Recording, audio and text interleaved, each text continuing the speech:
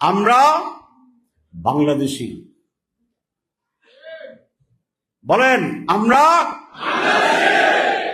আমরা আমরা লড়াই করেছিলাম 1971 সালের স্বাধীনতার জন্য। আমরা চেয়েছিলাম হাসিনার পদত্যাগ, আর আল্লাহ বলেছেন ধৈর্য ধরো, আমি তাকে দেশ ত্যাগে বাধ্য করব। আমরা লড়াই করেছিলাম 1971 সালের স্বাধীনতার জন্য। আমরা ভৌগোলিক স্বাধীনতা পেয়েছি, নতুন মানচিত্র পেয়েছি, পতাকা পেয়েছি, স্লোগান পেয়েছি, কিন্তু স্বাধীনতা যুদ্ধের যে মর্মবাণী ছিল, যে সারবত্তা ছিল, সংগ্রামের যে লক্ষ্য ছিল, সেই লক্ষ্যে আমরা পৌঁছতে পারিনি। সেই জন্যই সংক্ষেপ করার জন্য ইতিহাসকে আর উল্লেখ করতে চাই না। বারবার এই দেশের মানুষ জীবনে রক্ত দিয়ে পরিবর্তন এনেছিল, কিন্তু নেতৃত্বের ব্যর্থতা সকল ত্যাগকে নিয়মান করে দিয়েছিল, ব্যর্থ করে দিয়েছিল। জুলাই অগস্ট পৃথিবীর ইতিহাসে অনন্যধর্মী ব্যতিক্রমী এক মহাসংগ্রাম এবং বিস্ফোরণের নাম। বহু দেশে বিপ্লব হয়েছে, গণঅভ্যুত্থান হয়েছে, কিন্তু বাংলাদেশের জুলাইয়ের গণঅভ্যুত্থানের যে ক্যারেক্টার, একদিনের নবজাত শিশুকে কোলে নিয়ে মা গুলির মুখে, পুলিশের বুলেটের মুখে দাঁড়িয়ে রাস্তায় স্বাধীনতার স্লোগান দিয়েছিল, অশীতিপর বৃদ্ধ লাঠি বহর করে ঢাকার রাজপথে ব্যারিকেড তৈরি করেছিল, রিক্সাওয়ালা, ঠেলা গাড়িওয়ালা, স্বাভাবিক মানুষরা রাজপথে লুঙ্গি পরে অর্ধনঙ্গ অবস্থায় ব্যারিকেড তৈরি করে দিয়েছিল। মাদ্রাসার আলেম ওলামা থেকে শুরু করে বিশ্ববিদ্যালয়ের শিক্ষক, সকল শ্রেণীর মানুষরা এখানে অংশগ্রহণ করেছিল। এরকম সকল পার্টিসিপেটরি মুভমেন্ট পৃথিবীর ইতিহাসের বিরল ঘটনার একটি অংশ। আমরা স্বৈরাচারকে পালিয়ে যেতে বাধ্য করেছিলাম। আমরা চেয়েছিলাম হাসিনার পদত্যাগ, আর আল্লাহ বলেছেন ধৈর্য ধরো, আমি তাকে দেশ ত্যাগে বাধ্য করব। কিন্তু আফসোস আবার যে চেতনা নিয়ে এই দেশের হাসিনাকে পালিয়ে যেতে বাধ্য হয়েছিল, পরবর্তীতে আজকে আবার সেটা যেন কিছুটা বিবর্ণ হওয়া শুরু করেছে। আবার ষড়যন্ত্র, আবার ক্ষমতার লড়াই, আবার আত্মপ্রতিষ্ঠার সংগ্রাম, আবার দালালি।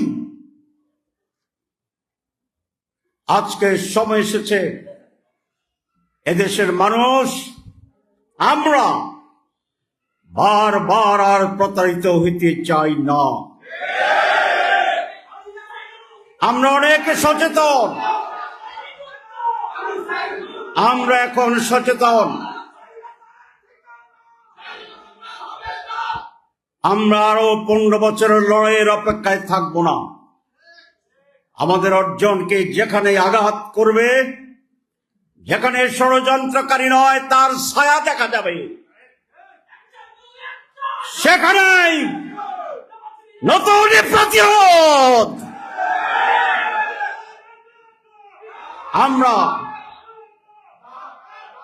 আমরা সেইভাবে অগ্রসর হব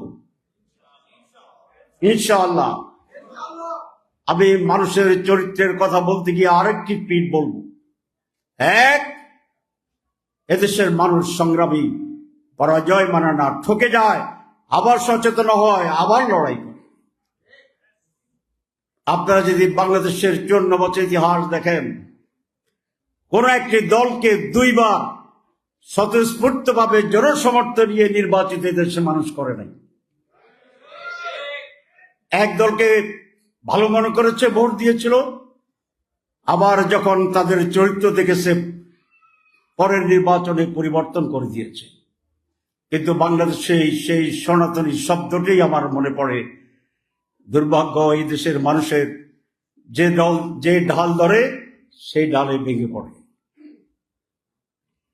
আমরা এই বাংলাদেশের মানুষ সোনার বাংলার স্লোগান শুনেছিলাম, আমরা সবুজ বাংলার স্লোগান শুনেছিলাম,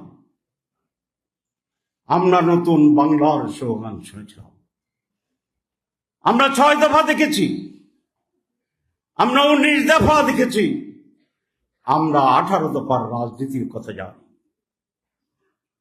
সোনার বাংলা, সবুজ বাংলা, নতুন বাংলা, 6 দফা, 18 দফা, 19 দফা মানুষের কোন মুক্তি এবং কল্যাণ করতে পারে। এর কারণ শাসক শ্রেণীরা শোষক শ্রেণীতে পরিণত হয়। আমাদের উচ্চতলার মানুষরা মানসিকভাবে প্রতিবন্ধী। তারা মনে করে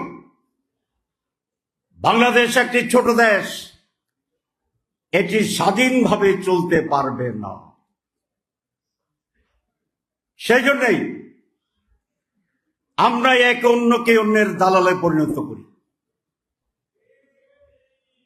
আমরা কখনো শুনেছি জামাত ইসলামী পাকিস্তানের দালাল,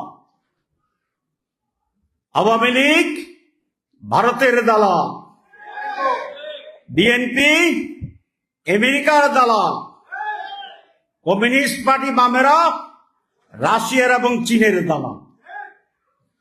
তাইলে জামাত ইসলাম যোগ বিএনপি যোগ আওয়ামী লীগ যোগ বামপন্থী কি হয়েছে? দালাল প্লাস দালাল প্লাস দালাল প্লাস দালাল। তো বাংলাদেশের কে? এই যে রাজনীতির একটি ব্যাড কালচার,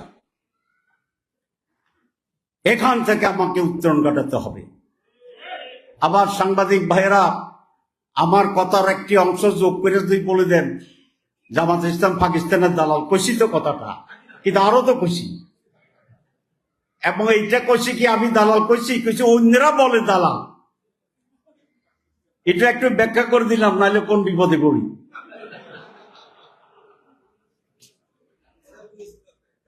আমরা বাংলাদেশি,